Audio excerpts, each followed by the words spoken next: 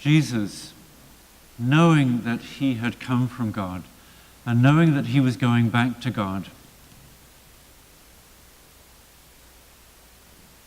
what did he do then? He took off his suit jacket, tied an old towel around himself, and washed people's feet.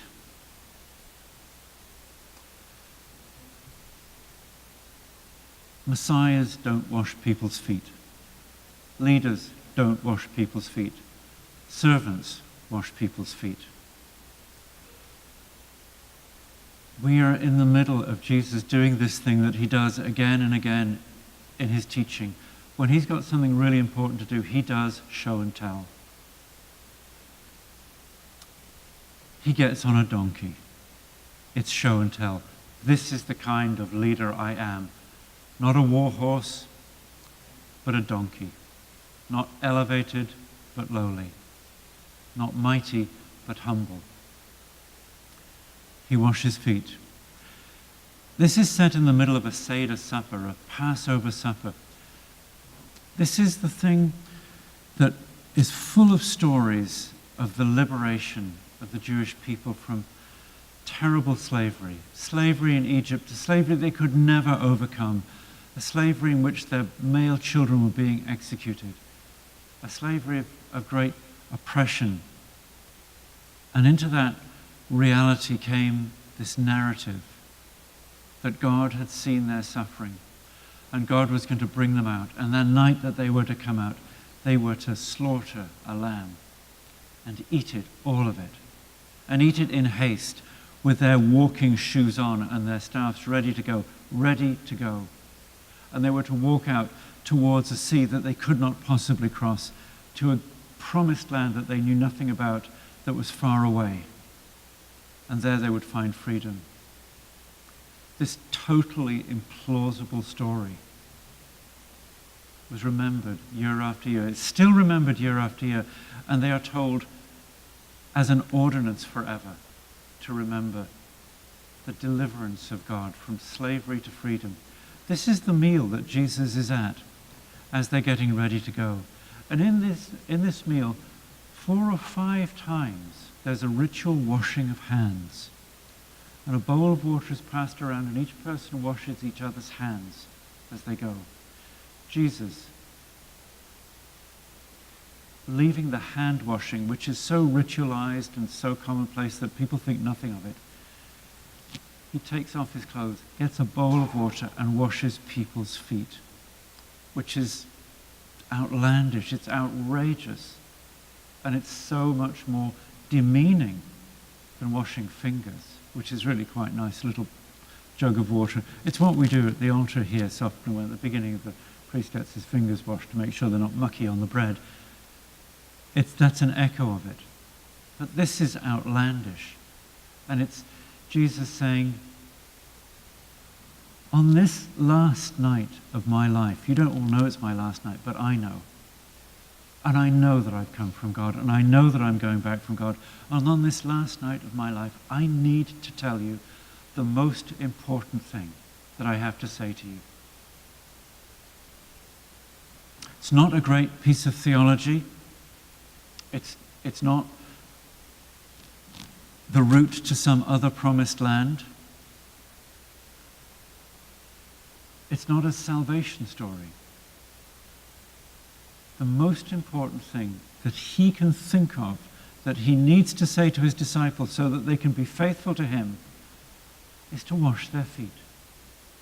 This is his last great teaching to his followers before, as he knows is going to happen, his arrest, his silence, his suffering, his torture, his death, and his burial.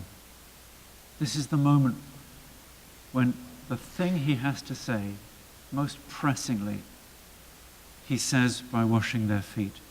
So what is he saying? He's talking about servanthood. And he's talking about servanthood out of love. He washes their feet because he loves them. And they receive his foot washing because they know he loves them. It's this sense of love which is in the washing. We don't wash each other's feet very much in our society. If you've had a baby with a dirty diaper, you wash that baby's bum. This is not a lot of fun. I can remember when we first had children, I remember thinking, I think my wife has special training genetically encoded to do this. I'm a guy, I can't do it. I was given a very short answer. It becomes an act of love and almost an act of playfulness as you hoist this kid up by its ankles and... But you will also wash your father's soiled body when he is old and incontinent and in a hospital or in the bedroom upstairs, because you love him. Because you love him. And Jesus washed feet because he loved them. This dozen or 20 people who in the stories continually get it wrong, and Peter winningly gets it wrong this time. You can't wash my feet. Well, if you're going to wash my feet, I want a full shower. Oh, Peter, just let me wash your feet. It's that showing and telling that if he just said, I give you a new commandment, love one another, go, oh, yeah, good, and Christmas too, yeah, we're on to it. But it's this intensely physical demonstration of what love means that drives it home. It is to honor the person in front of you. And to remember, just as the slaves in Egypt were set free, whether they were good or bad, whether they were moral or immoral, whether they were religious or irreligious, whether they deserved it or not, they were all set free. And Jesus' love is given to all the disciples, including Judas, into whose heart Satan has entered, that he will betray him. Jesus washes his feet in love too. Part of the rules and regulations around the Passover supper is that everyone must come. No one may be left out. If you can't afford a whole sheep, get in with a family that can. If you live alone, go to somebody's house. If somebody lives alone, go and get them by the hair and pull them in. Everybody eats on Passover. Everybody is washed on Maundy Thursday. And it is from that washing that our discipleship goes out. How will people know you're a disciple of Jesus? Not because you're carrying a book of common prayer or a Bible, not because you've got a weird piece of plastic in your neck, not because of anything you say, but because you love people, because you act out of love. And not just, buddy, I love you. Hey, man, I love you. But doing something for them. Picking up a dropped coat. Helping somebody down from a bus. Picking up garbage left on the street outside somebody's house. Taking care of a child who's crying.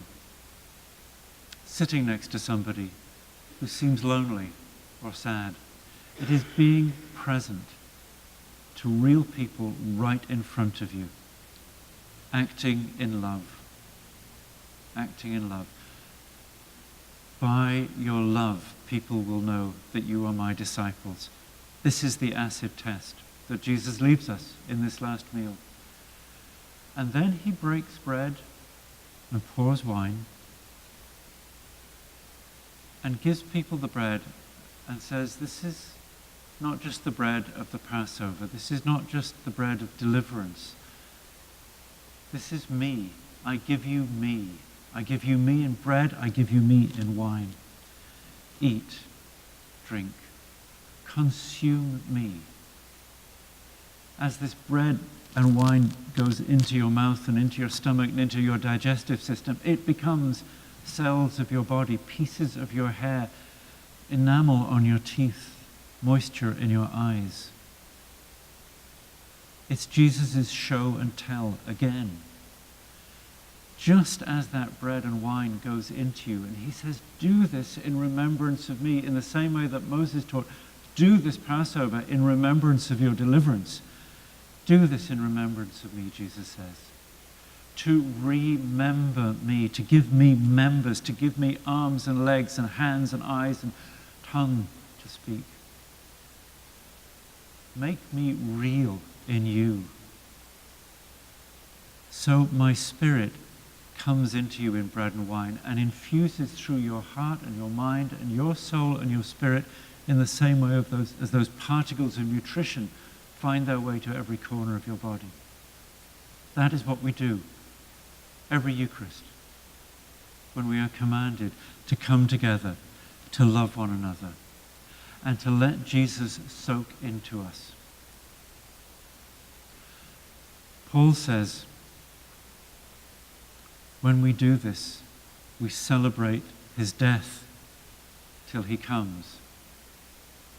We come and celebrate his death, and in a way we allow ourselves the discomfort of Peter to be so loved. We allow ourselves the shock that we experience in Holy Week of just being present to what happened, present to his death, present to his arrest, his betrayal, the brutality he experienced, the execution he endured, the burial.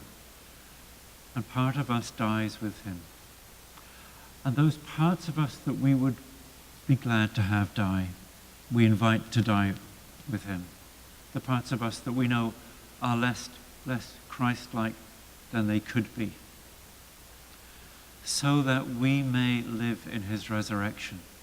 So that his resurrection isn't just something with loud music and good lights and great food afterwards on Easter Eve, but the resurrection is also something that we do in remembrance of him.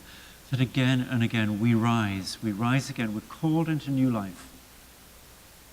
Not just called, but we try and find new life. We are constantly dying and rising with Christ as we constantly receive his death in body and blood. We constantly join in his resurrection.